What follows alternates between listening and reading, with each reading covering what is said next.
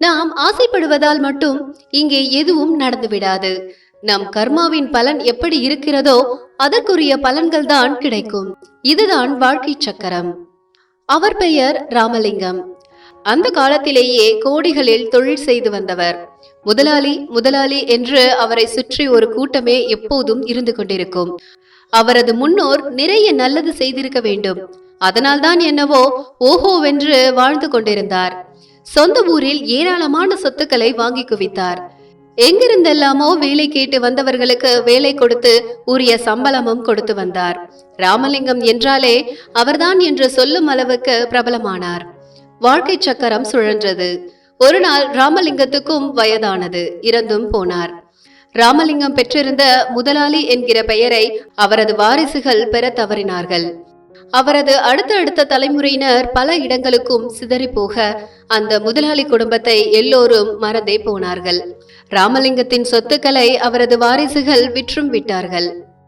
பல ஆண்டுகளுக்கு முன்பு ராமலிங்கம் தொழில் செய்த இடம் காலப்போக்கில் குடியிருப்பு பகுதிகளாக மாறிப்போனது.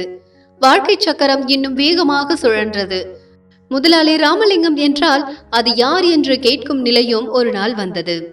இப்படி இருக்கையில் ராமலிங்கம் சம்பாதித்த சொத்தில் ஒரே ஒரு பகுதி மட்டும் எஞ்சியிருந்தது. முதலாளி ராமலிங்கத்தின் நினைவாக அந்த இடம் 100 ஆண்டுகளுக்கும் மேலாக அப்படியே இருந்து வந்தது.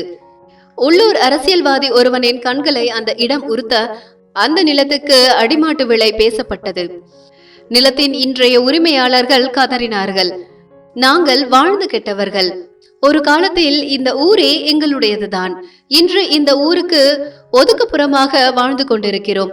இதையும் நீங்கள் வாங்கிக் கொண்டால் எங்கள் முன்னோரின் ஆன்மா எங்களை மன்னிக்கவே மன்னிக்காது என்று சொல்லி பார்த்தார்கள்.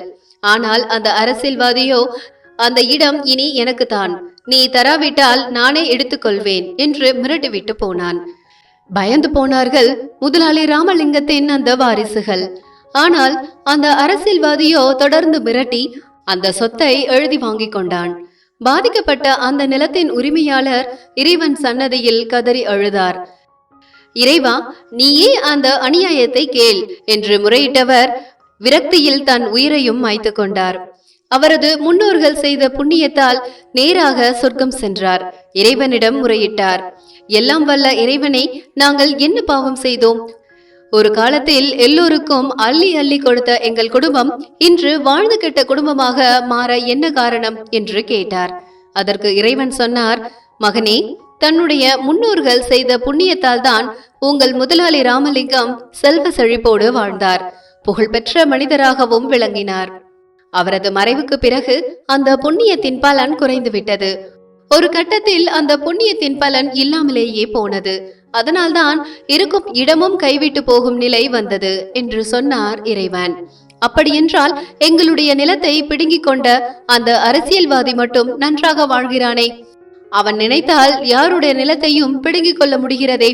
இன்னும் சொல்ல வேண்டும் என்றால் அவன் செய்யும் அத்தனை காரியமும் தர்மத்துக்கு எதிராக இருக்கிறதே.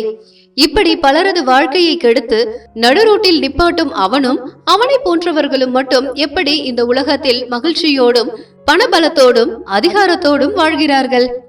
இதற்கு நீங்கள் எனக்கு பதில் சொல்லியே ஆக வேண்டும் என்று அடுத்ததாக இறைவனிடம் கேட்டார். அதற்கு இறைவன், மகனே, பொறுமையாக இரு. உன்னுடைய ஆதங்கம் எனக்கு புரிகிறது. இப்போது உன்னை ஏமாற்றிய அரசியல்வாதியின் முன்னோர்கள் நிறைய புண்ணியங்கள் செய்திருக்கிறார்கள். அந்த புண்ணியத்தின் பலனால் அவன் இப்போது அதிகாரத்துக்கு வந்திருக்கிறான்.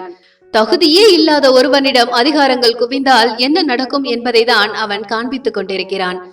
இதற்கு ஒரு முடிவு இல்லையா என்று நீ மட்டும் கேட்கவில்லை, உன்னுடைய ஊரே கேட்கிறது. ஆனாலும் அந்த அரசியல்வாதி செல்வ செழிப்போடு வாழ்கிறானே என்று நீ மட்டும் கேட்கவில்லை, உன்னுடைய ஊரில் உள்ள பெரும்பாலான பேரும் கேட்கிறார்கள். இதற்கு ஒரு முடிவு உண்டு. அந்த அரசியல்வாதியின் புண்ணிய கணக்கில் வரவு வைக்கப்பட்டுள்ள புண்ணியங்கள் இப்போதுதான் குறைய ஆரம்பித்திருக்கின்றன. ஆணவத்தில் ஆடும் ஒவ்வொருவரையும் வீழ்த்தக்கூடிய ஒருவன் இந்த பூமியில் பிறந்திருப்பான். இவனை வீழ்த்தவும் ஒருவன் வந்திருக்கிறான். கூடிய விரைவில் இவன் கண்களில் அவன் விரலை விட்டு ஆட்டுவான். இவன் ஆட்டம் கூடிய சீக்கிரம் முடிவுக்கு வரும் என்று பதில் சொன்னார் இறைவன்.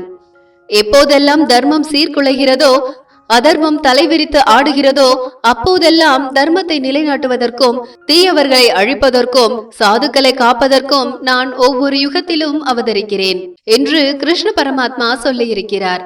ஒருவன் செய்த குறைந்தபட்ச பாவத்துக்கு குறைந்தபட்ச தண்டனையாக யமதர்மன் கொடுப்பது 36,000 வருடங்கள் சித்திரவதை, அதுவும் இடைவிடாத சித்திரவதை.